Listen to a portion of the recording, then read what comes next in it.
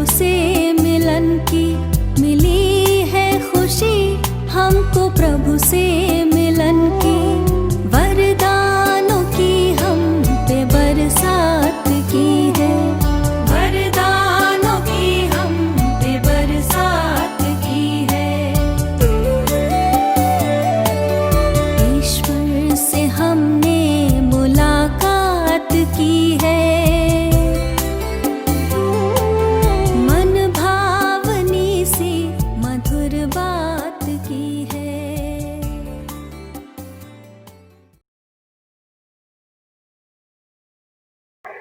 ओम शांति। मीठा बाबा आज हम बच्चों को संकल्पों का ज्ञान देते हुए बच्चे कहते हैं कि बच्चे तुम्हारा संकल्प एक ऐसे संकल्प है कि उस संकल्पों में इतने शक्ति समाया है कि आप जो चाहो वो कर सकते हो। आज विशेष बाबा ने संकल्पों को बीज का नाम दिया कि परमात्मा श्रीमत के आधार पर संकल्पों को शक्तिशाली शक्तियों का या बीज को शक्तिशाली किरणें देकर शक्तिशाली बनाओ तो आगे जाकर वो बहुत बड़ा पेड़ बन सकता है या वृक्ष बन सकता है, लेकिन श्रीमत के आधार पर कि मैंने जो संकल्प लिया क्या वो परमात्मा श्रीमत है। अगर वो परमात्मा श्रीमत नहीं है, ना वो संकल्पों में शक्ति होगी और ना वो दूसरों को आगे जाकर ना वो छाया दे सकता है, ना वो सुख शांति दे सकता है, क्योंकि उसमें श्रीमत नहीं है। बाबा ने कहा कि बच्चे, जब तुम बाबा के बच्चे बने, जब ये ब्राह्मण जीवन का अनुभव तुमने किया, तो इस ब्राह्मण जीवन में ये जन्म, ये 84 जन्म या ब्राह्मण जन्म सब हिसाब किताब चुकत करने का समय है। इसीलिए जब हिसाब किताब चुकत करने का समय कोई आता है तो उस परमात्मा को धन्यवाद देना और ये सोचकर उसको खुशी का अनुभव करना, कष्ट का अनुभव करना कि मेरा जल्दी जल्दी कर्मातीत अवस्था को मैं प्राप्त कर रहा हूँ। क्यों? क्योंकि ये जो परिस्थिति मेरे पास आई है मुझे आगे बढ़ाने के लिए आया है। यह मेरा जो विश्वास परमात्मा के ऊपर है वो कितना है ये देखने के लिए आया है। उसके लिए बाबा ने आज गुलाब का फूल का उदाहरण दिया कि बच्चे, गुलाब का फूल में अगर कांटा नहीं होता, ना वो सुंदर दिखता, ना वो सुगंधित होता, ना वो आकर्षण करता। इसीलिए गुलाब अपनी कांटा को देखकर दुखी नहीं होता है, बल्कि खुशी की अनुभव करते हुए अपनी सुगंध सबको देता है। लेकिन वो गुण रूपी सुगंध का अनुभव वही बच्चा कर सकता है जिसको अंतर्मुक्ता का ज्ञान होगा। अंतर्मुक्ता का यानी एकांत में बैठ अपने आप से बातें करने का और परमात्मा से बातें करने का। जब एकांत में बैठ मैं अपने से बातें करती हूँ तो मेरे अंदर आत्मा में एक ही आवाज निकलती है कि तुम परमात्मा के हो और तुम परमात्मा के कार्य है तो इस संसार में आए हो। और जब मैं अंतर्मुक्ता में बैठती हूँ तो वो परमात्मा की आवाज में सुनती हूँ और वो परमात्मा मुझे कहता है कि बच्चे, अगर ऐसे ही तुम मेरे साथ कनेक्शन रखते हो तो तेरा हर एक के चीज को मैं कर दूंगा या तेरे को मैं सारे पापों से मुक्त कर दूंगा। अगर एकांत में बैठकर मैं इतनी सारी प्राप्तियों की अनुभव कर रही हूँ तो मैं आत्मा कितना अपने को एकांत का अनुभव करती हूँ, जिसको दुनिया वाले तपस्या कहते हैं। तो आज हम बाबा की मुरली सुनते हैं। बाबा कहते हैं, मीठे बच्चे, तुम इस पढ़ाई से अपने सुखधाम जाते हो वाया शांति धाम। यही तुम्हारी एम ऑब्जेक्ट है, यह कभी नहीं भूलनी चाहिए। प्रश्न है कि तुम बच्चे साक्षी होकर इस समय ड्रामा की कौन से सीन को देख रहे हो? तुम बच्चे साक्षी होकर इस समय ड्रामा के कौन से सीन को देख रहे हो? उत्तर, इस समय ड्रामा में टोटल दुख की सीन है। अगर किसी को सुख है भी तो अल्पकाल का काकविष्टा के समान, बाकी दुख ही तो दुख है। तुम बच्चे अभी रोशनी में आए हो, जानते हो सेकेंड बाय सेकेंड बेहद सृष्टि का चक्र फिरता रहता है। एक के दिन ना मिले दूसरे से, सारी दुनिया की एक्ट बदलती रहती है, नई सीन चलती रहती है। डबल ओम शांति। ध्यान रखो, आज बाबा क्या बोले? डबल ओम शांति।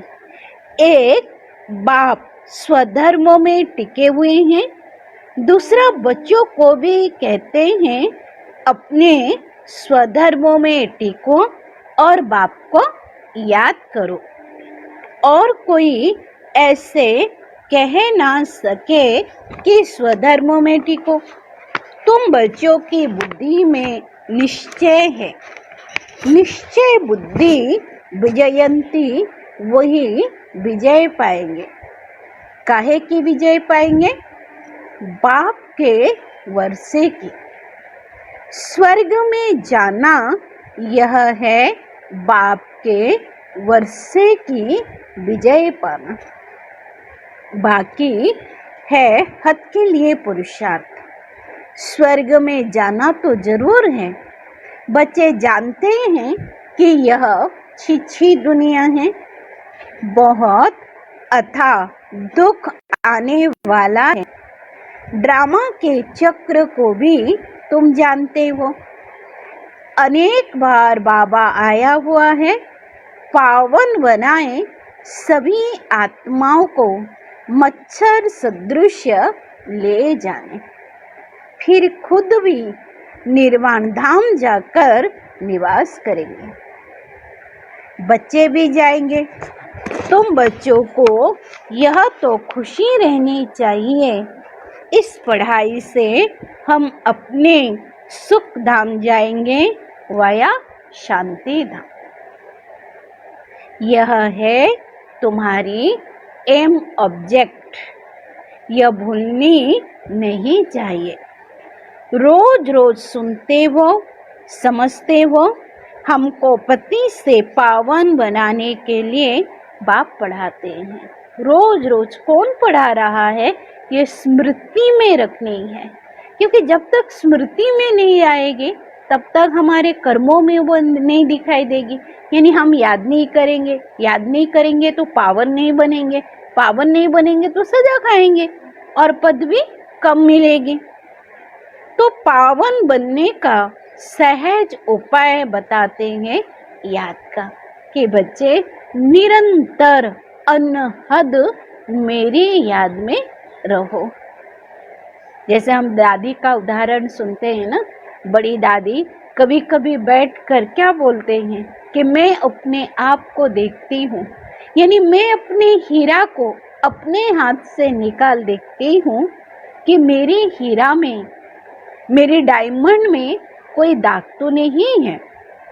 तो तुरंत बाबा मेरे सामने खड़ा होता है और बाबा बोलता है कि बच्चे तेरे डायमंड में कोई दाग नहीं, तू तो बेदाग डायमंड है। तो डायमंड यानी दादी का पुरुषार्थ कैसा है कि दादी क्या बोल रही है कि मैं अपने डायमंड को, यानी मैं अपनी आत्मा को अपने हाथों से देखती, यानी मेरी आत्मा निकल कर मेरे हाथों में आई और मैं अपने आत्मा को यानी डायमंड को देखूं। जैसे कोई व्यक्ति अपने हाथ में कोई चीज देखता है कि कितना अच्छा है, कितना बुरा है, क्या लगा है, कहीं नहीं लगा है, तो दादी अपनी आत्मा को अपने हाथ से निकाल कर देख रही है, उसका पुरुषार्थ कितना है।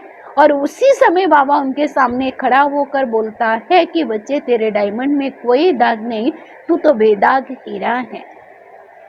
तो बाबा ने कहा कि बच्चे पावन बनने का सहज उपाय है याद का, यह भी नई बात नहीं है। लिखा हुआ है कि भगवान ने राजयोग सिखाया, सिर्फ भूल यह कर दी है जो कृष्ण का नाम डाल दिया है। ऐसे भी नहीं है, बच्चों को जो नॉलेज मिल रही है वह गीता के सिवाय और कोई शास्त्रों में होगी। तो बच्चे जानते हैं भगवान ही है ना, तब तो बाबा बोल रहा है कि बच्चे एक तरफ लिखो शिव बाबा की महिमा, एक तरफ लिखो कृष्ण की महिमा। शिव बाबा गॉड है तो कृष्ण लॉर्ड है, वो निराकार है तो ये साकार है, वो सागर है तो ये गुणों से संपूर्ण है। तो जब कृष्ण ही शिव बाबा के समान नहीं है तो दूसरा कोई पर्सन तो है ही नहीं जो शिव बाबा के समान होगा, क्योंकि नेक्स्ट टू गॉड कौन है? कृष्ण है ना। तो बाबा ने कहा कि बच्चे, मनुष्य की महिमा है नहीं जैसे बाप की है। बाप ना आए तो सृष्टि का चक्र ही ना फिरे। दुख धाम से सुख धाम कैसे बने? सृष्टि का चक्र तो फिरना ही है, बाप को भी जरूर आना ही है। बाप आते हैं सबको ले जाने, फिर चक्र फिरता है। बाप ना आए तो कलयुग से सतयुग कैसे बने? बाकी यह बातें कोई शास्त्रों में नहीं है, राजयोग है ही गीता में। अगर समझो भगवान आबू में आया तो एकदम भागे मिलने के लिए। सन्यासी भी चाहते हैं ना कि भगवान से मिले, पतित पावन को याद करते हैं वापस जाने के लिए।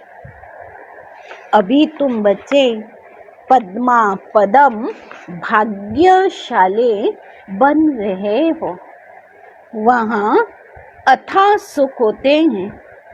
नई दुनिया में जो देवी देवता धर्म था वो अभी नहीं है। बाप दैवी राज्य की स्थापना करते ही हैं ब्रह्मा द्वारा। ये तो क्लियर है ना कि आदि पिता ब्रह्मा, प्रजापिता ब्रह्मा, सृष्टिकर्ता ब्रह्मा।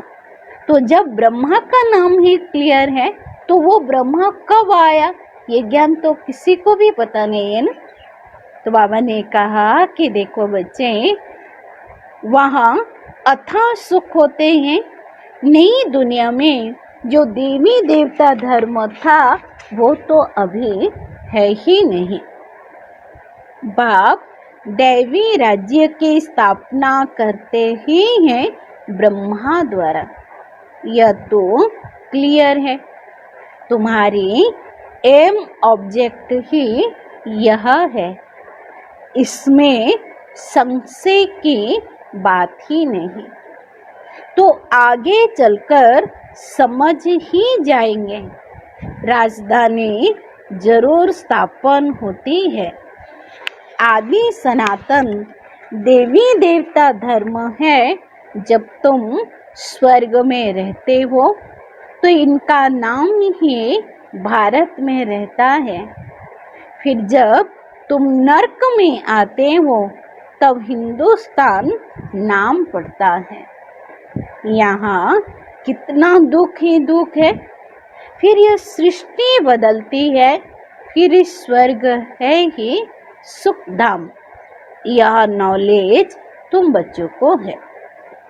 दुनिया में मनुष्य कुछ भी नहीं जानते। बाप खुद कहते हैं अभी है अंधियारी रात। रात में मनुष्य धक्के खाते रहते हैं। तुम बच्चे रोशनी में आ गए, ज्ञान में समझ आ गई। तो हम बच्चे कहाँ आ गए? रोशनी में आ गए। हर एक को समझ आ गई कि मेरा कर्म क्या है, मुझे भगवान ने क्या ज्ञान दिया है और मुझे अभी क्या करना है। यही रोशनी है। तो यह भी साक्षी हो बुद्धि में धारण करना है। सेकेंड बाई सेकेंड बेहद सृष्टि का चक्र फिरता रहता है। एक के दिन ना मिले दूसरे से, सारी दुनिया की एक्ट बदलती रहती है, नई सीन चलती रहती है। इस समय टोटल है ही दुख की सी, चारों तरफ दुख, भय, अशांति, त्राही त्राही, संबंधों में कटुता चारों तरफ दिखाई देता है। अगर सुख है तो कागविष्टा के समान है, बाकी दुख ही दुख है। इस जन्म में करके सुख तो होगा, फिर दूसरे जन्म में दुख होगा। मान लो इस जन्म में आपको सुख मिला है, पूर्व जन्म का किया हुआ कर्म का फल इतना श्रेष्ठ है कि इस जीवन में आपको सुख ही सुख मिला, दुख की परछाई आपके जीवन में नहीं है। लेकिन आगे के जीवन में तो सुख नहीं जाएगा ना, क्योंकि दुख तो मिलेगा ही मिलेगा ना, क्योंकि तब दुनिया ही पतित है। तो अब तुम बच्चों के ये बुद्धि में यह रहता है, अभी हम जाते हैं अपने घर, इसमें मेहनत करनी है पावन बनने के। श्री श्री श्री ने श्रीमत दी है श्री लक्ष्मी नारायण बनने की। बैरिस्टर मत देंगे, बैरिस्टर भव। अब बाप की भी श्रीमत है, श्रीमत से यह बन। जैसे बड़े कोई आशीर्वाद देते हैं कि बच्चे ये बनो, गुरु आशीर्वाद देता है आयुष्मान भव, पुत्रवान भव, दीर्घायु भव। तो बाबा ने भी क्या कहा कि बच्चे तुम्हारी उन्नति तब होगी जब तुम श्रीमत के ऊपर चलोगे। जब तक श्रीमत नहीं है तब तक हमारी भी उन्नति नहीं है। तो अपने से पूछना चाहिए, मेरे में कोई अवगुण तो नहीं है। इस समय गाते भी हैं कि मुझ निर्गुण हरे में कोई गुण नहीं, आपे ही तरस परेयो। तरस अर्थात रहम। बाबा कहते बच्चे मैं तो किसी पर रहम करता ही नहीं हूँ। रहम तो हर एक को अपने पर करना है, यह ड्रामा बना हुआ है। बेरहमी रावण तुमको दुख में ले जाता है, ये तो ड्रामा में नून है, इसमें रावण का भी कोई दोष नहीं है ना। हम बोलेंगे रात ना आए, सूर्य का अस्त ना हो, सूर्य को ग्रहण ना लगे, चंद्रमा को ग्रहण ना लगे, ये कैसे? वर्तमान हम प्रकृति के विपरीत हैं, सृष्टि चक्र का जो नियम है उससे विपरीत जा सकते हैं? नहीं जा सकते, क्योंकि तीनों को लेकर ही तो ये सृष्टि बनी, परमात्मा, प्रकृति और आत्मा। अगर आत्मा बोले कि हे भगवान ये रात क्यों आ रही है, रात माना ही अंधकार, तो बाबा क्या बोलेगा कि बच्चे रात हुई इसीलिए है कि कल सुबह हो, सूर्य उदय हो, सूर्य का प्रकाश हो, और तुम बोलोगे कि रात ना हो। ठीक उसी तरह जीवन में अगर दुख ही नहीं है या कष्ट ही नहीं है तो हम आगे कैसे जा सकते हैं? तब तो भगवान मना गीत, बाबा का इतना अच्छा गीत क्यों बजा है? ये मत कहो खुदा से कि मेरी मुश्किलें बड़ी है, मुश्किलों से बोल दो कि मेरा खुदा बड़ा है। क्यों ये गीत बनी है? क्योंकि मन में हौसला लाने के लिए, मन में उमंग लाने के लिए, मन में उत्साह लाने के लिए कि हम खुदा के बच्चे हैं। खुदा के बच्चे को दुनिया की कोई भी आंधी हो, तूफान हो, परिस्थिति हो, माया का कोई भी रूप हो, कोई भी आकर्षण नहीं कर सकता। लेकिन हाँ, हम अपने को मजबूत बना दे, कुछ भी हो जाए, मुझे भगवान ने क्या बोला, मुझे उस श्रीमत को मानना है। तो क्या कहा बाबा ने?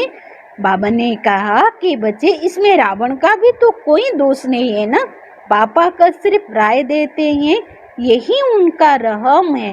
बाकी यह रावण राज्य तो फिर भी चलेगा, ड्रामा तो अनादि है, ना रावण का दोष ना मनुष्य का दोष, ये ड्रामा का दोष। तब तो बाबा की यानी जिस दिन हमारी दीदी का समय चला है ना, दीदी मनमोहिनी की, दीदी इसी 28 तारीख को शरीर छोड़े, तो उस समय बाबा ने क्या पॉइंट सुनाया, ना भगवान का दोष ना भगवती का दोष, किसी का दोष नहीं है। क्योंकि दीदी को अचानक ही ऐसी कोई परिस्थिति आ गई जिसके लिए डॉक्टर के पास लेना पड़ा। डॉक्टर लोग बोले कि मामूली सा ऑपरेशन है और दीदी ठीक हो जाएगी, लेकिन वही चीज उनको कोमा में ले गई और जिसके कारण दीदी इसी 28 तारीख को शरीर, अपने भौतिक शरीर को छोड़ बाप दादा के अव्यक्त वतन में चली गई। तो उसी दिन बाबा ने ये बोला कि ना भगवान का दोष ना भगवती का दोष, ड्रामा का दोष, ना बच्चों की कोई गलती है ना बाबा की कोई गलती है। प्रकृति के ड्रामा में हर बच्चे का ऐसे ही पार्ट है, इसीलिए बच्चों को पुरुषार्थ कर आगे जाना है। किसी का दोष है इसको वर्णन नहीं करना है। चक्र तो फिरना है। रावण से छुड़ाने के लिए बाबा युक्तियां बताते हैं। रावण मत पर तुम कितना पापात्मा बने हो, अभी पुरानी दुनिया है, फिर जरूर नई दुनिया आएगी। चक्र तो फिरेगा ना, सतयुग को फिर जाकर जरूर आना है। अभी तो संगम युग है। यह महाभारत लड़ाई भी इसी समय की है। विनाश काले विपरीत बुद्धि विनशयन्ति, यह होने का है और हम विजयंती स्वर्ग के मालिक होंगे, बाकी सब होंगे ही नहीं। यह भी समझते हो पवित्र होने के बगैर देवता बनना मुश्किल है। अब आपसे श्रीमत मिलती है सृष्टि देवता बनने की, ऐसी कोई में तो यह ज्ञान ही नहीं। भक्ति माना भक्ति, उनको ज्ञान नहीं कहेंगे। रूहानी ज्ञान, ज्ञान सागर रूह ही देते हैं, उनकी ही महिमा है ज्ञान सागर, सुख का सागर। बाप पुरुषार्थ की युक्तियां बताते हैं। यह ख्याल रखना चाहिए कि अभी फेल हुए तो कल को कल्पांतर फेल हो, कि मुझे फेल नहीं होना है, मुझे पास होकर दिखाना है। बहुत चोट लग जाएगी, श्रीमत पर ना चलने से चोट लग जाती है। ब्राह्मणों का झाड़ बढ़ना भी जरूरी है ना, इतना ही बढ़ेगा जितना देवताओं का झाड़ है। तो हमारी झाड़ कितना बढ़ेगी, 2500 साल तक वो पेड़ रहेगा, है ना, क्योंकि हम बचे ही तो देवी देवता बनेंगे ना। 33 करोड़ की आत्माएं हम देवी देवता होंगे कि नहीं। तो बाबा ने कहा कि बच्चे इतना ही बढ़ेगा जितना देवताओं का झाड़। तुमको पुरुषार्थ करना और करना है। सैपलिंग लगती रहती है, झाड़ बड़ा हो जाएगा। तुम जानते हो अभी हमारा कल्याण हो रहा है। पते दुनिया से पावन दुनिया में जाने का कल्याण होता है। तुम बच्चों की बुद्धि का ताला अभी खुला है। बाप बुद्धिमानों की बुद्धि है ना, अभी तुम समझ रहे हो, फिर आगे चल देखना किस किस का ताला खुलता है। बुद्धि रूपी ताला आगे चल देखना कि किसका खुलता है। यह ड्रामा चलता है, फिर सतयुग से रिपीट होगा। लक्ष्मी नारायण जब तख्त पर बैठते हैं तब संबंध शुरू होता है। वन। जिस दिन लक्ष्मी नारायण दोनों राजगद्दी के ऊपर बैठ जाएंगे तब तक बाबा ने क्या कहा, पुरानी दुनिया भी थोड़ा बहुत रहेगी। संपूर्ण रूप में राजगद्दी के ऊपर बैठ गए। वन। तुम लिखते भी हो 1 से 1250 वर्ष तक स्वर्ग। कितना क्लियर है।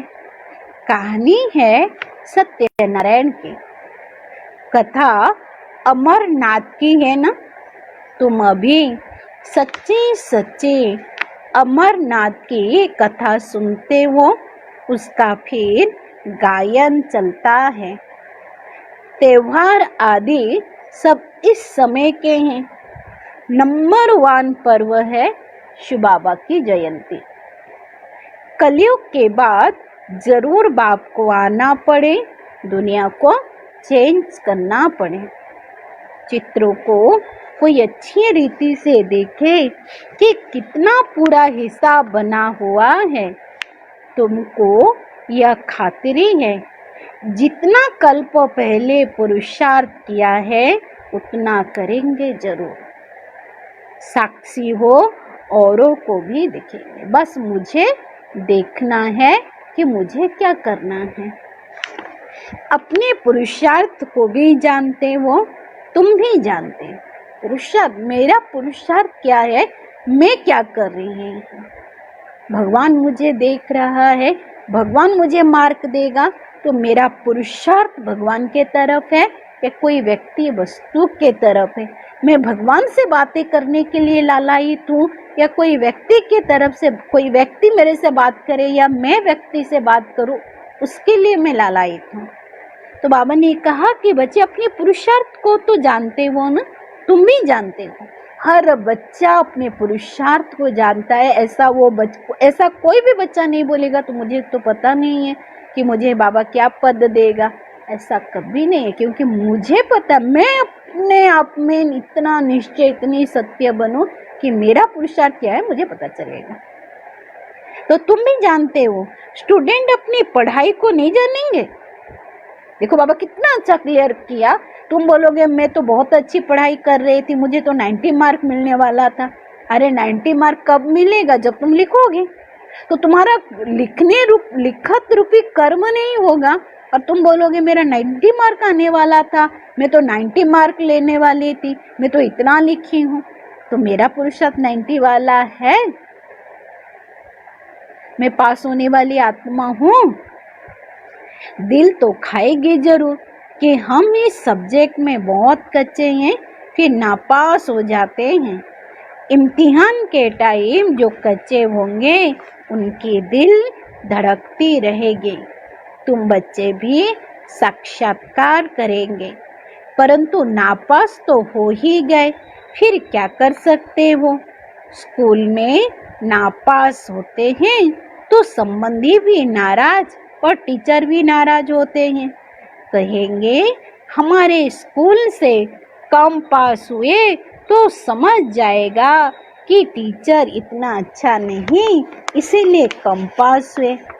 तो बाबा भी जानते हैं सेंटर पर कौन कौन अच्छी टीचर है, कैसे पढ़ाती है, कौन कौन अच्छी रीति पढ़ाकर ले आती है। सबको तो मालूम पड़ता है ना। बाबा कहते बादलों को लाना है, छोटे बच्चे को ले आएंगे तो उनमें मोह रहेगा। अकेला निकल कर आना चाहिए तो बुद्धि अच्छी रीति लगी रहे। बच्चों को तो कहाँ भी देखते रहते हैं। बाबा कहते यह पुरानी दुनिया तो कब्रिस्तान होनी है। नया मकान बनाते हैं तो बुद्धि में रहता है ना, हमारा नया मकान बन रहा है। धंधा आदि तो करते रहते हैं, परंतु बुद्धि नए मकान के तरफ रहती है। चुप कर तो नहीं बैठ जाना है। वह है हद की बातें और यह है बेहद की बातें। हर कार्य करते हुए स्मृति में रहे कि अभी हम घर जाकर फिर अपनी राजधानी में जाएंगे तो अपार खुशी रहेगी। बाबा कहते बच्चे अपने बच्चों आदि की भी संभाल करनी है, परंतु बुद्धि वहाँ लगी रहे।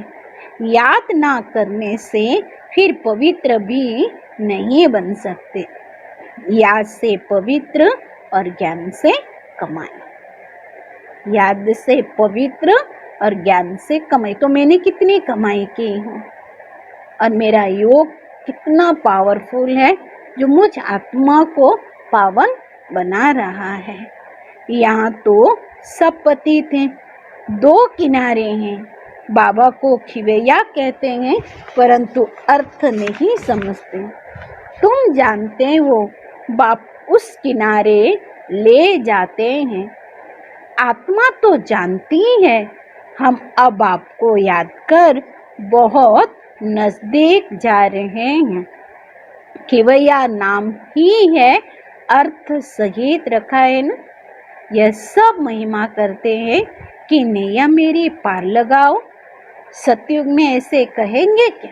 आज दुखी है, अशांत है ना, जीवन रूपी नैया फंसी हुई है, तो खिवैया को बाबा ही तो है। खिवैया तो पार लगाया गया ना। तो बाबा ने क्या कहा?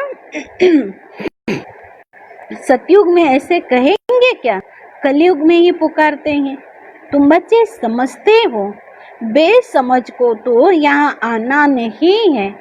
बाप की सख्त मना है, निश्चय नहीं तो कभी ले आना। बाबा ने कहा निश्चय नहीं तो कभी नहीं ले आना चाहिए। कुछ समझेंगे नहीं।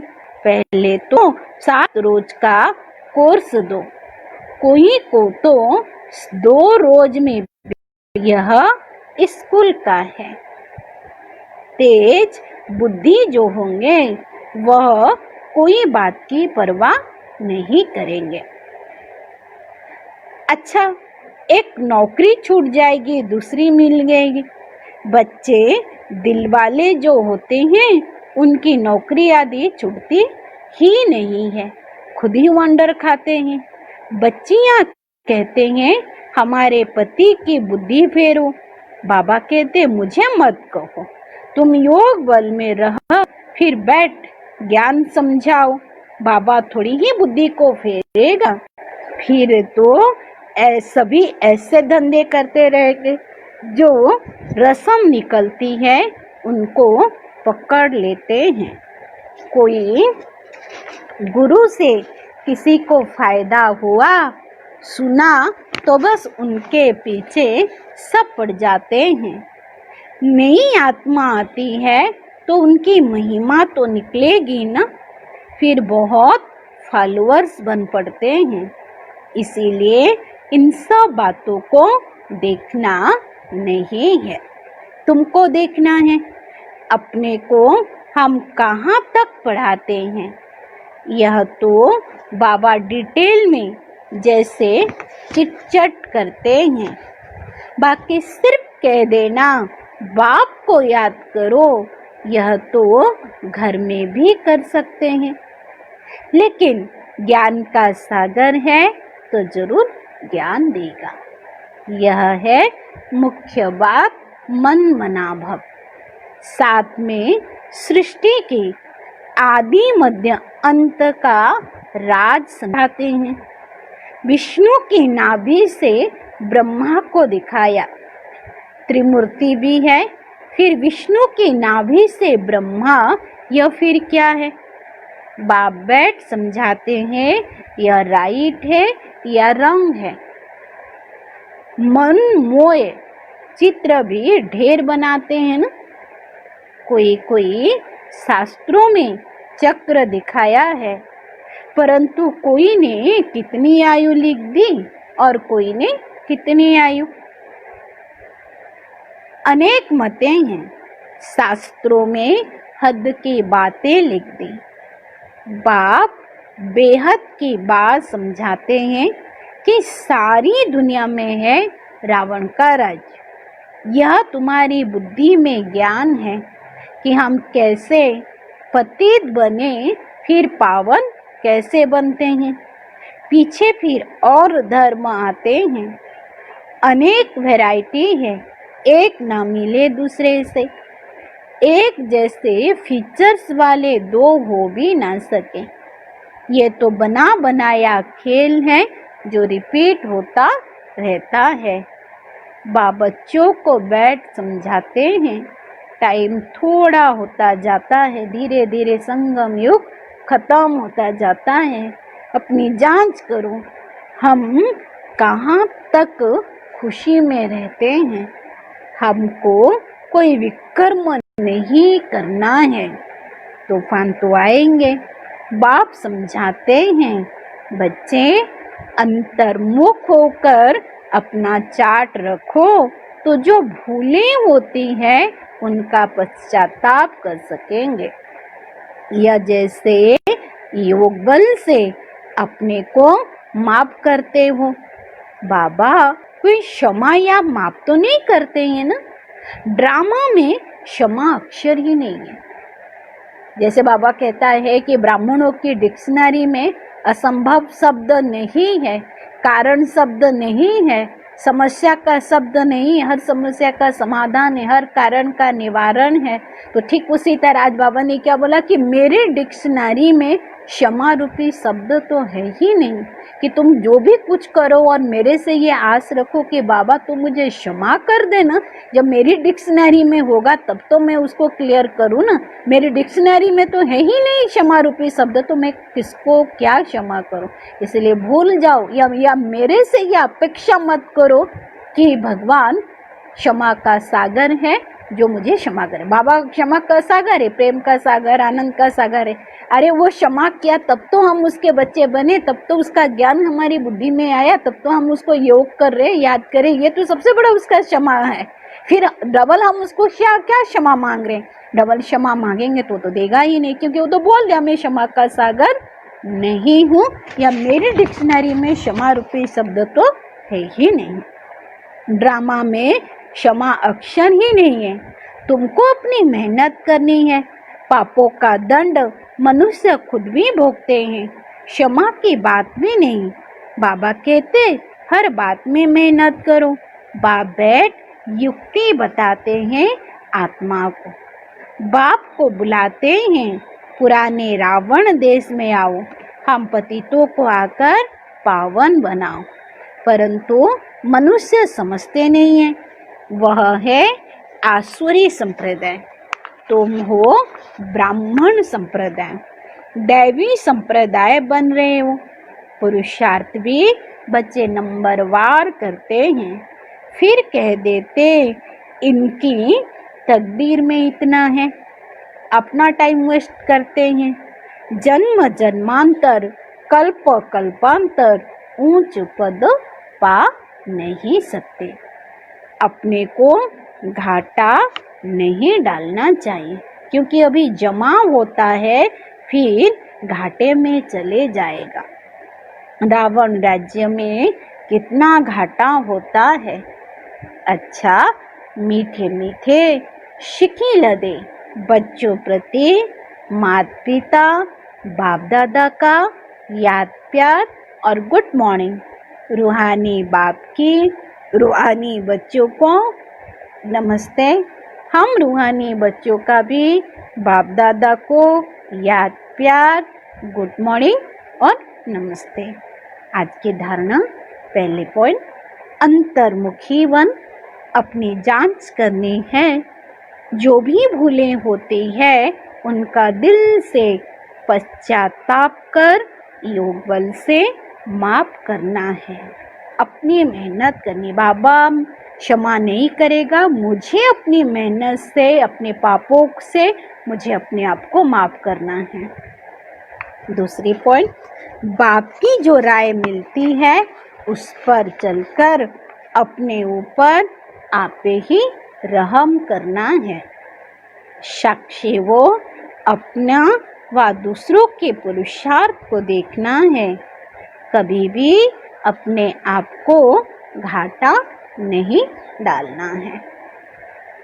आज का वरदान, निरंतर याद द्वारा अविनाशी कमाई जमा करने वाले सर्व खजानों के अधिकारी भव। निरंतर याद द्वारा अविनाशी कमाई जमा करने वाले सर्व खजानों के अधिकारी भव। निरंतर याद द्वारा हर कदम में कमाई जमा करते रहो तो सुख, शांति, आनंद, प्रेम इन सब खजानों के अधिकार का अनुभव करते रहेंगे। कोई कष्ट अनुभव नहीं होंगे। संगम पर ब्राह्मणों को कोई कष्ट हो नहीं सकता। ये बाबा का वायदा है कि बाबा के बच्चों को, ब्राह्मणों को कोई कष्ट हो नहीं सकता। भगवान वरदान दे दिया कि मेरे बच्चों को कोई कष्ट हो नहीं सकता। यदि कोई कष्ट आता है तो बाप की याद दिलाने के लिए, हम भूल जाते हैं ना बाबा को, तो ये अगर कोई कष्ट आया तो बाबा की याद, बाबा याद दिलाया, बच्चे तुम मुझे याद करो, तुम मेरे से दूर जा रहे हो।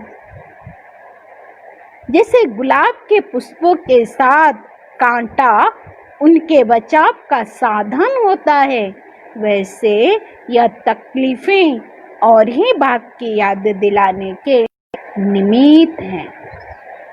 तो कोई भी विघ्न, कोई भी परिस्थिति, कोई भी समस्या आए तो उसको क्या बोलना? थैंक्स, कि वेलकम। बाबा बोलते हैं ना बच्चे, वेलकम करो कि आप आओ और मेरा योग और शक्तिशाली, मेरा विश्वास और मजबूत होता जाए। इसीलिए आओ। बिल्ली क्या करती है? म्याऊं म्याऊं म्याऊं बोलता है। इसीलिए बाबा भी हमको सिखाया है कि बच्चे विघ्न हो, परिस्थिति हो, समस्याएं हो, उसको आने दो, वेलकम करो। आज का स्लोगन, परमात्मा श्रीमत के आधार पर कर्म रूपी बीज को शुभ संकल्पों का जल मिलता रहे तो बीज शक्तिशाली बन जाएगा।